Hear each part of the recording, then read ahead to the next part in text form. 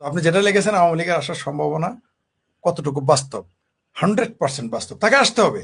আপনি সেই মাসটা আগে পিছিয়ে করতে পারেন। সেটা আপনি যেমন এখন সর্বশেষ ডিক্লেয়ার দেওয়া হয়েছে ডিসেম্বরে জননেত্রী শেখ হাসিনা আসতেছেন, সেটা আগামী মাসে হইতে পারে, ডিসেম্বরের পরেও হইতে পারে। আমি কিন্তু কিন্তু ফরিদ ভাই প্রথম থেকে বলে আসছি আওয়ামী লীগ এই বছরই ফেরত আসবে, এবং সেটা হ্যাঁ, আপনি অগাস্টেও বলেছেন। হতে পারে। অগাস্টে কুড বি হ্যাঁ, বিজয়ের মাস।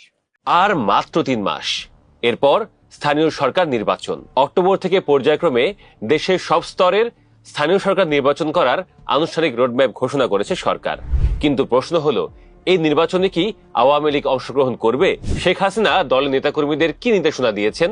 দলের অভ্যন্তরীণ প্রস্তুতি বা কেমন? প্রধানমন্ত্রী তারেক রহমানের তথ্য ও সম্প্রচার বিষয়ক উপদেষ্টা ডাক্তার জাহিদুর রহমান এর মধ্যে জানিয়েছেন, আগস্টের দ্বিতীয় ভাগে প্রথম ধাপের ইউনিয়ন পরিষদ নির্বাচনের তফসিল হবে।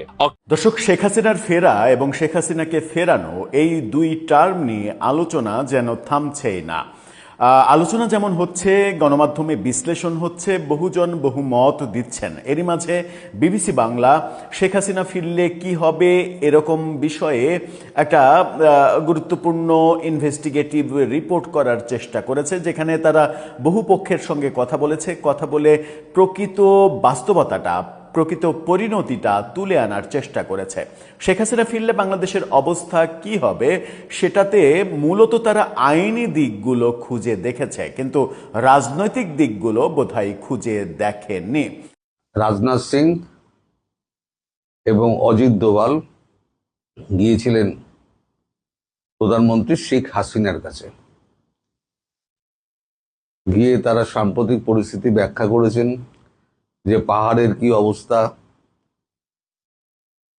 সেভেন সিস্টার থেকে শুরু করে আমাদের দক্ষিণ দিনাজপুরে আমাদের যে সৈন্য মোতায়েন হয়েছে সেটা কি জন্য হয়েছে। প্রথমেই যে ভিডিও ক্লিপগুলো দেখেছেন সেই ক্লিপগুলো দেখেই বুঝতে পেরেছেন আজকের ভিডিওটি কতটা গুরুত্বপূর্ণ হতে যাচ্ছে এবং কোন বিষয়ের দিকে ইঙ্গিত করছে। তাই আজকের ভিডিওটি দেখলে বাংলাদেশের রাজনৈতিক সর্বশেষ পরিস্থিতি সম্পর্কে খুবই গুরুত্বপূর্ণ কিছু তথ্য পেয়ে যাবেন। ধৈর্য ধরে সম্পূর্ণ ভিডিওটি দেখার অনুরোধ রইল। তার আগে ছোট করে একটি অনুরোধ, আপনারা যদি এই ধরনের রাজনৈতিক ভিডিওগুলো দেখতে পছন্দ করে থাকেন অবশ্যই চ্যানেলটি সাবস্ক্রাইব করে পরবর্তী ভিডিওটি সবার আগে পাওয়ার জন্য বেল আইকনটি অল করে দিবেন। চলুন দর্শক, কথা না বাড়িয়ে একটি লাইক দিয়ে একে একে সেই ভিডিওগুলো দেখে আসি। গতকালকে আপনাদের বাংলাদেশের সময় 5টা আর দিল্লির সময় 4:30টার সময় রাজনাথ সিং এবং অজিত দোভাল গিয়েছিলেন প্রধানমন্ত্রী শেখ হাসিনার কাছে। গিয়ে তারা সাম্প্রতিক পরিস্থিতি ব্যাখ্যা করেছেন, যে পাহাড়ের কি অবস্থা, সেভেন সিস্টার থেকে শুরু করে আমাদের দক্ষিণ দিনাজপুরে আমাদের যে সৈন্য মোতায়েন হয়েছে সেটা কি জন্য হয়েছে তারও সমস্ত ব্যাখ্যা করেন তারা দুজনেই। অজিত দোভাল যে প্ল্যানটা গত 3 দিন আগে যে প্ল্যানটা ডিফেন্সের কাছ থেকে নিয়েছিলেন, সেই প্ল্যান একটা কপি তার সঙ্গে নিয়ে গেছিলেন। নিয়ে গিয়ে কি সব আলোচনা হয়েছে সেটা আমরা জানতে পারবো না। প্রায় 20-25 মিনিটের একটা বৈঠক হয়েছে। বৈঠক হওয়ার পর তিনি জানিয়েছেন যে আমি যা বলি ভেবে চিনতে বলি, কারণ প্রসঙ্গটা উঠেছিল দেশে ফেরার ব্যাপারে। তো উনি যা বলেছেন যে আমার হিসেব তো অত সময় লাগবে না। তখন অজিত দোভাল হাসতে হাসতে জিজ্ঞেস করেন, আপনি কি করে বুঝছেন অত সময় লাগবে না? যে কার কি মুভমেন্ট হচ্ছে না হচ্ছে সবই তো আমি জানি, কি কৌশল ব্যবহার করা হচ্ছে সবই আমি জানি। তো এখানে সেগুলো দুয়ে দুয়ে 4 মেলানো আমার পক্ষে খুব একটা অসম্ভব নয়। আমি 15 বছর একটা দেশ চালিয়েছি, সমস্ত হিসেব নিকেশ করেই তো দেশটা চালিয়েছি। ছোট দেশ হতে পারে, আপনাদের 1/5 হতে পারে, 1/6 হতে পারে, কিন্তু তবু তো একটা দেশ, ইন্ডিপেন্ডেন্ট দেশ। তো আমি যাই হোক না কেন, আমি ডিসেম্বর বলেছিলাম অত সময় লাগবে না, তার আগেই আমি ফিরব। এবার আপনারা কি করবেন আপনারা দেখুন বলে পুরো অজিত দোভাল এবং রাজনাথ সিং এর ঘাড়ে ছেড়ে দিয়েছেন। এবার আপনারা বুঝে দেখুন, মানে আপনারা কি করবেন আপনারা বুঝে দেখুন। এরা দুজনে মুখ চাওয়াচাই করছেন, অজিত দোভাল এবং রাজনাথ সিং। উনি কি বলতে চাইছেন? অজিত দোভাল মুচকি হেসে বলেন, ঠিক আছে, আপনি টাইম টু টাইম খবর পেয়ে যাবেন। তারপরে তো এই মিটিং তো শেষ হয়। এখন এতক্ষণের মিটিং, তার তো ডিটেলস তো আমরা পাবো না, কোনোদিনই পাবো না। যেমন 11 তারিখে এই গতকালকে আপনাদের 11 জনের সঙ্গে, গতকালকে না আজকে বোধহয় 11 জন নেতার সঙ্গে ওনার টেলিফোনিক কথাবার্তা হয়েছে। সবাই এই কথাটাই বলেছেন, আমি যা বলি ভেবেচিন্তেই বলি এবং আমি সময়ের আগেই ফিরবো। তোমরা মাঠ তৈরি করো, মাঠ তৈরি করো পরে আওয়ামী লীগকে পথে নামানোর ব্যবস্থা করো। কোথা দিয়ে ফিরবেন, কিভাবে ফিরবেন সে নিয়ে উনি কোনো কথা বলেননি। এদিকে আর একটা ব্যাপার উনি আলোচনা করেছেন যে পাহাড়ে তো এখন খুব খারাপ অবস্থা। আমিও খোঁজ নিয়ে দেখলাম, আজকে প্রায় 6টি এয়ার বম্বিং হয়েছে মায়ানমার দ্বারা, এবং সেখানে 19 জন মারা গিয়েছেন আমরা আরাকান আর্মির, 19 জন। এখন তাদের দেহ পুরো উদ্ধার করা যায়নি, এত কাঁটা ঝোপ আছে এবং এত জঙ্গল, এত চড়াই উতরাই আছে, পাথরের রাস্তা, তার জন্য তাদের দেহ আনা হয়নি। তাই দেহগুলো আনার ব্যবস্থা করা হচ্ছে। ওখানে প্রচুর বাংলাদেশি সৈন্য ওখানে মোতায়েন করা হয়েছে। এদিকে আবার একটা খবর পাওয়া যাচ্ছে যে রাঙামাটি অঞ্চলে কুড়িগ্রাম এবং লালমনিরহাট এসব অঞ্চলে বাংলাদেশ সেনাবাহিনী খুব টহল দিচ্ছে। সব খবর আমরা স্যাটেলাইট মারফত পাচ্ছি, কোথায় কি হচ্ছে না হচ্ছে, কত সেনা আছে না আছে তাও আমরা জানি, তারা কি অস্ত্র বহন করছে, তারা কি প্ল্যান করছে তাও আমরা জানি। কিন্তু সেগুলো বিষয় না। বিষয়টা যেটা হচ্ছে যে বুটস অন গ্রাউন্ডস হবেই, তার কারণ কি জানেন? তার কারণ হচ্ছে 71 সালে বুটস অন গ্রাউন্ডস না করলে পরে তখন তো মিসাইল ফিসাইল ছিল না, শুধু কামান দেখে আপনার পাকিস্তান বাহিনীকে সরানো যেত না। আর আমি বলেছিলাম আমেরিকা হাত পুড়িয়েছে এই ইরানের হাত দিয়ে, কারণ যতক্ষণ না পর্যন্ত সৈন্য নামাবে ততক্ষণ পর্যন্ত, বুটস অন গ্রাউন্ড যতক্ষণ না হবে ততক্ষণ পর্যন্ত কোনো দেশ দখল করা যায় না, কোনো দেশ না। আজকে ইসরায়েল এতে সফল হচ্ছে কেন? গাজা তাদের সৈন্য হু হু করে ঢুকছে এবং দখল নিচ্ছে। তাই শুধু বোমা মেরে, মিসাইল মেরে, ওই বি টু মেরে, বোমবাস্টার মেরে কাজ করা যাবে না, কোনো দেশকে কাজ করা যায় না। এমনকি ভারতও বাংলাদেশকে কাজ করতে পারবে না, এটাই সত্যি। অতএব বুটস অন গ্রাউন্ডস হবে, সেটা আন্দাজ করতে পারছে বাংলাদেশ সেনাবাহিনী। এদিকে ভারতবর্ষ যেটা প্ল্যান করেছে, আপনাদের মনে আছে মিয়ানমারের প্রেসিডেন্ট ভারতবর্ষে এসেছিলেন, তখন তাদের মধ্যে একটা চুক্তি হয়। পরবর্তীকালে জানা গেছে যে মিয়ানমার ভারতের সঙ্গে হাত মিলিয়ে ভারতের যে সমস্ত নিবেশ আছে সেগুলোকে সুরক্ষিত রাখবে, আর যাবতীয় অস্ত্র শস্ত্র সমস্ত ভারত দেবে। এই পাহাড়টাকে ওই দখল মুক্ত করতে হবে, অর্থাৎ অশান্তিটা জিইয়ে রাখো। এদিকে কিছু ট্রুপকে আটকে রাখা, রাঙামাটির দিকে কিছু ট্রুপকে আটকে রাখা, কুড়িগ্রাম ওই অঞ্চলে আটকে রাখা। অর্থাৎ আমার যা মনে হচ্ছে প্ল্যানটা হচ্ছে যে শেখ হাসিনার দেশে ফেরার আগে দেশে একটা তুমুল অশান্তির সৃষ্টি হবে, সেটা সেনা মধ্যে দিয়ে হোক অথবা আপনার প্রশাসনিক দিক দিয়ে হোক, রাজনৈতিক নেতাদের মধ্যে দিয়ে হোক, একটা তুমুল অশান্তির সৃষ্টি হবে। অশান্তি মানে সিদ্ধান্তহীনতায় সব ভুগবে। মানে দুদিক দিয়ে যদি আক্রমণ হয় তাহলে পরে একটা ছোট দেশের পক্ষে, যা সীমিত সেনাবাহিনী, সীমিত গোলাবারুদ, তার পক্ষে সম্ভব নয় টিকে থাকা। বিশেষ করে ভারতের বিরুদ্ধে টিকে থাকা সম্ভবই নয়।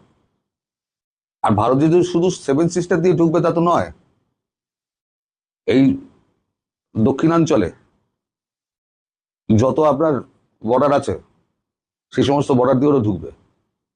তাহলে কত ভাগ করতে হবে?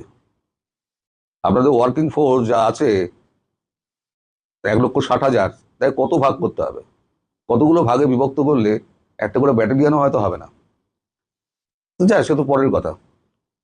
এখন শেখ হাসিনা যেটা বলেছেন, তিনি খুব ভেবেচিন্তে কথা বলেছেন, এবং তিনি যখন বলেছেন তিনি ডিসেম্বরের আগে তিনি ফিরবেন, এবং একটা ইঙ্গিত যেটা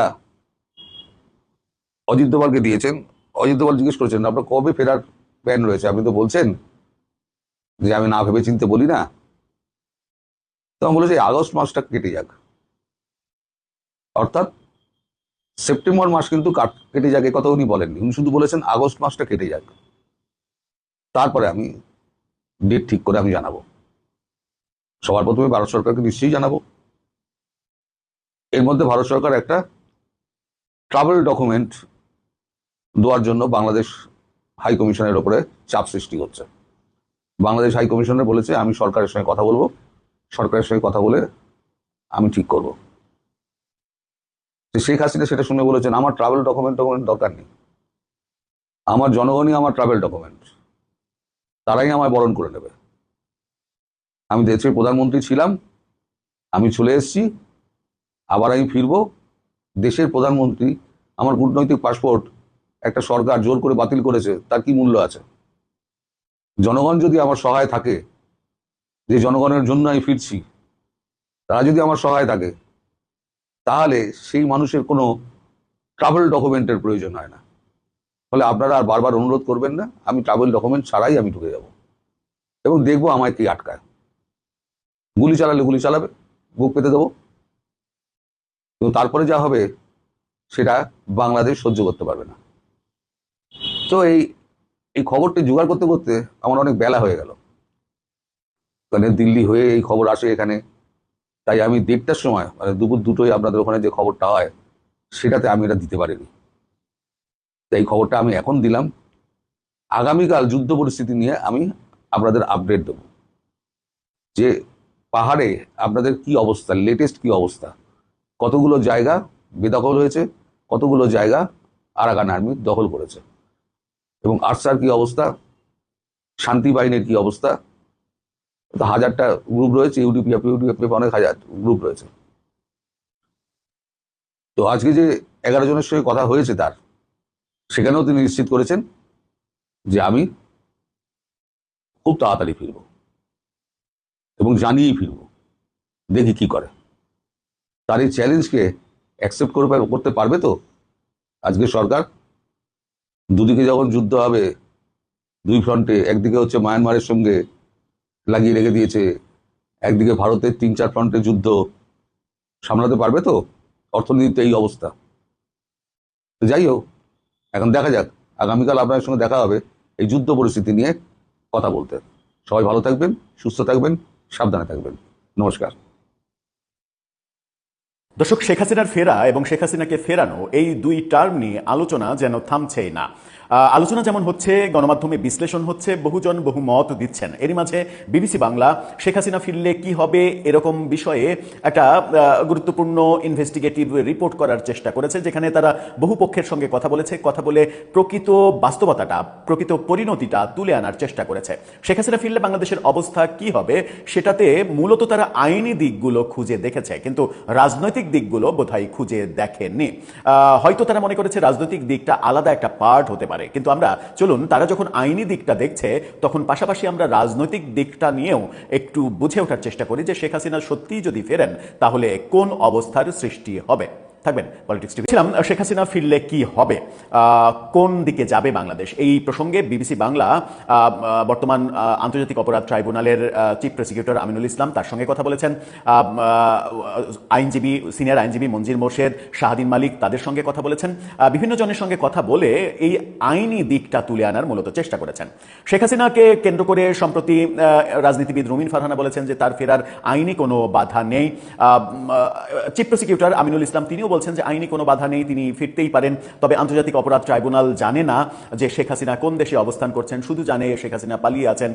সেই ক্ষেত্রে আবার প্রশ্ন জাগে যে মানে আন্তর্জাতিক অপরাধ ট্রাইব্যুনাল যারা পরিচালনা করছেন, ট্রাইব্যুনাল তো একটা জড় পদার্থ, কিন্তু ট্রাইব্যুনাল প্রাণ সঞ্চার হয় সেখানে মানুষের দ্বারা। তো যে মানুষগুলো পরিচালনা করছেন সেই মানুষগুলো তো মানে কি বলবো, যে কানে শোনেন না, চোখে দেখেন না, কিংবা মগজে অনুধাবন করেন না, ব্যাপারগুলো তো তা নয়, সবই করেন। তো সবই যখন করেন তখন এটা তো দিনের আলোর মতো পরিষ্কার পরিষ্কার, ওই 24-এর 5 আগস্ট ওই দিন থেকেই পরিষ্কার যে শেখ হাসিনা দিল্লিতে অবস্থান করছেন। সুতরাং ট্রাইব্যুনাল জানে না শেখ হাসিনা কোথায় আছেন, এটা একটু অতি কথন হয়ে যায়। যাই হোক, তিনি বলেছেন যে শেখ হাসিনার ফিরতে কোনো বাধা নেই, শেখ হাসিনার ফেরার পরে তিনি আপিল করতে পারবেন। কিন্তু আপিলের ক্ষেত্রেও তিনি নিজে, মঞ্জিল মোরশেদ কিংবা শাহদিন মালিক তারা বলছেন যে আপিলের ক্ষেত্রে মানে এক মাসের যে বাধ্যবাধকতা, যে 30 দিনের মধ্যে রায় ঘোষণা 30 দিনের মধ্যে আপিল করতে হবে, সেই আপিল করার সময় তো শেষ হয়ে গেছে। সুতরাং শেখ হাসিনা কি আপিল করতে পারবেন?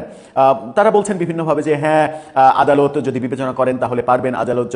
আদালতকে যদি যথাযথভাবে উপস্থাপন করা হয় যে আমি এই কারণে, নিরাপত্তার কারণে আমি দেশের বাইরে অবস্থান করছিলাম, নিরাপত্তা বোধ করিনি, আমি আমার দেশে ফিরতে দেরি হয়েছে, সেই কারণে আপিল করতে দেরি হয়েছে, এই ব্যাপারগুলো যদি উপস্থাপন করা হয় তাহলে আদালত নিশ্চয়ই আপিলের ব্যাপারটা ভাববেন এবং আপিল করার সুযোগ দেবেন। আর আপিল করার সুযোগ দিলে, আপিল যদি গৃহীত হয়, তাহলে প্রথমে যেটা হবে সেটা হচ্ছে শেখ হাসিনার যে মৃত্যুদণ্ডের রায়, সেই রায়টা স্টে হয়ে যাবে, স্থগিত হয়ে যাবে। স্থগিত হওয়ার পরে আপিল শুনানি দিকে যাবে। স্থগিত হওয়া এটা হচ্ছে প্রথম স্টেপ, তারপরে হচ্ছে আপিল শুনানির দিকে যাবে, তারপরে শেখ হাসিনা আইনিভাবে লড়াই করবেন। তবে তার আগে শেখ হাসিনাকে আন্তর্জাতিক অপরাধ ট্রাইব্যুনালে সারেন্ডার করতে হবে, করে তাকে জেলে যেতে হবে, জেলে থেকে আপিলের ফরম্যাটে আগাতে হবে, এরকম বক্তব্য এসেছে।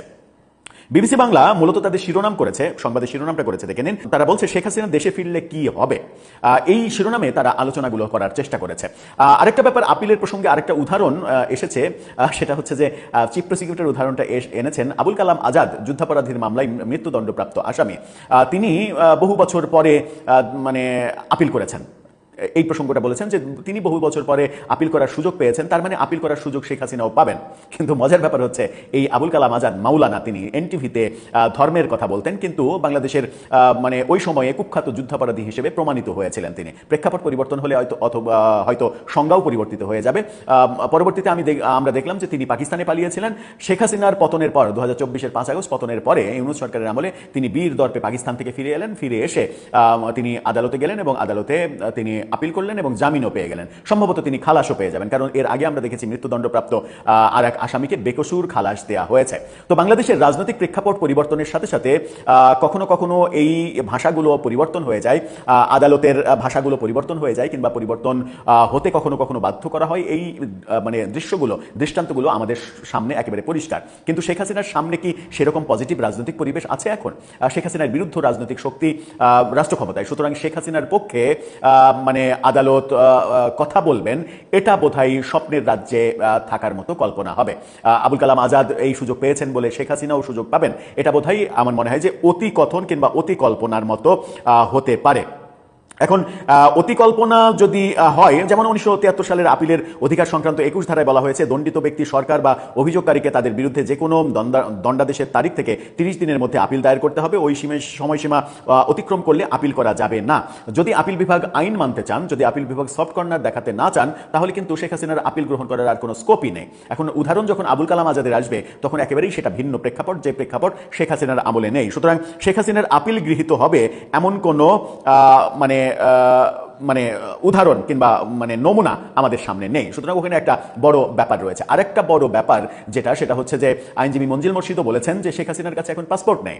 পাসপোর্ট, তার কাছে যে লাল পাসপোর্ট ছিল, সেই লাল পাসপোর্ট তিনি হয়তো নিয়ে গেছেন, কিন্তু সেটা বাংলাদেশ সরকার বাতিল করেছে, ইউনূস সরকার সেটা বাতিল করেছে। তার কাছে পাসপোর্ট নেই। বাংলাদেশে আসতে হলে তার পাসপোর্ট লাগবে অথবা ট্রাভেল পাস লাগবে। ট্রাভেল পাস দেওয়ার অধিকার একমাত্র সরকারের। ট্রাভেল পাস সরকারকে দিতে হবে। সরকার যদি চায় শেখ হাসিনাকে ট্রাভেল পাস দিতে, তাহলে দিবে, যদি না চায় তাহলে দিবে না। অর্থাৎ তার ফেরা না ফেরা তার নিজের ইচ্ছার উপরে নির্ভর করছে না, সরকারের মর্জির উপরে নির্ভর করছে। সরকার যদি ট্রাভেল পাস ইস্যু করে, তাহলে তিনি ফিরতে পারবেন, নতুবা তিনি ফিরতে পারবেন না। আবার আরেকটা ব্যাপার রয়েছে, সেটা হচ্ছে যে ট্রাইব্যুনালে শেখ হাসিনার চিঠি। এর আগে আমরা দেখেছি যে আন্তর্জাতিক অপরাধ ট্রাইব্যুনালে শেখ হাসিনা ও আসাদুজ্জামান খান কামালের অনুপস্থিতিতে বিচার এবং মৃত্যুদণ্ডের রায় নিয়ে উদ্বেগ প্রকাশ করেছিল জাতিসংঘ, হিউম্যান রাইটস ওয়াচ সহ কয়েকটি আন্তর্জাতিক মানবাধিকার সংস্থাগুলো সে সময় বিবৃতিতে মানবাধিকার নিয়ে উদ্বেগ প্রকাশ করেছিল। এই রায়ের 5 মাসের মাথায় 1 এপ্রিল যুক্তরাজ্য ভিত্তিক একটি ল ফার্ম কিংসলি নেপোলির মাধ্যমে এই বিচার প্রক্রিয়া, এই রায়কে অবৈধ এবং আন্তর্জাতিক আইনের পরিপন্থী দাবি করে আন্তর্জাতিক অপরাধ ট্রাইব্যুনালে একটি চিঠি পাঠিয়েছেন শেখ হাসিনা। এটাও কিন্তু একটা বড় ব্যাপার যে শেখ হাসিনা অলরেডি আন্তর্জাতিক অপরাধ ট্রাইব্যুনালে একটা চিঠি পাঠিয়েছেন। সে সময় দলটির কেন্দ্রীয় নেতা মোহাম্মদ আলী আরাফাত বিবিসি বাংলাকে এই চিঠি পাঠানোর কথাটা নিশ্চিত করেছিলেন। এতে বলা হয়েছে, আন্তর্জাতিক অপরাধ ট্রাইব্যুনালে শেখ হাসিনার অনুপস্থিতিতে যেভাবে বিচার করা হয়েছে, তাতে আন্তর্জাতিক আইন ও ন্যায্য বিচারের মৌলিক মানদণ্ড লঙ্ঘন করা হয়েছে। হিউম্যান রাইটস ওয়াচ, অ্যামনেস্টি ইন্টারন্যাশনালের মতো সংস্থার উদ্ধৃতি দিয়ে চিঠিতে উল্লেখ করা হয়েছিল, এই প্রক্রিয়ায় মৃত্যুদণ্ড কার্যকর হলে তা সামারি এক্সিকিউশন বা বিচার বহির্ভূত হত্যাকাণ্ড হিসেবে গণ্য হবে। এদিকে চিফ প্রসিকিউটর আমিনুল ইসলাম তিনি বলছেন যে ল ফার্ম ট্রাইব্যুনালে চিঠিটি পাঠিয়েছে সেটির কোনো অস্তিত্বই খুঁজে পাওয়া যায়নি।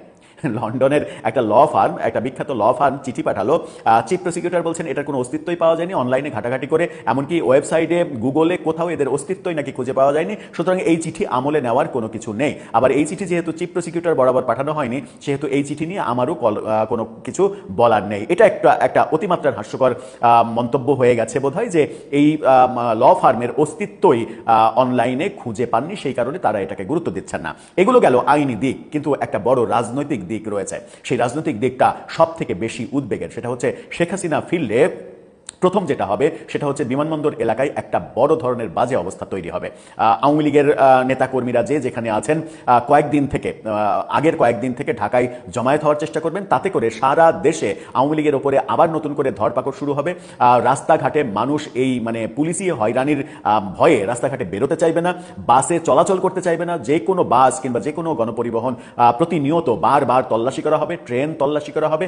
দেশে একটা অন্যরকম পরিস্থিতি তৈরি হবে। এরকম পরিস্থিতির মধ্যেও ঢাকায় যে সকল আওয়ামী লীগের নেতাকর্মীরা রয়েছে তারা অন্তত বিমানবন্দরে জড়ো হওয়ার চেষ্টা করবে। আর বিমানবন্দরে ঢাকার বিভিন্ন প্রান্ত থেকে জড়ো হওয়ার চেষ্টা, সেটাও একটা বিশৃঙ্খল পরিবেশ তৈরি করবে। বিমানবন্দরে শেষ পর্যন্ত যদি 1-2 লাখও জড়ো হয়, সেটাকে ট্যাকেল দিতে আইন শৃঙ্খলা রক্ষাকারী বাহিনীর সঙ্গে একটা সাংঘর্ষিক পরিস্থিতি তৈরি হতে পারে। তার মানে দেশের পরিস্থিতি খারাপ অবস্থা হবে, আইন শৃঙ্খলা পরিস্থিতি খারাপ হবে।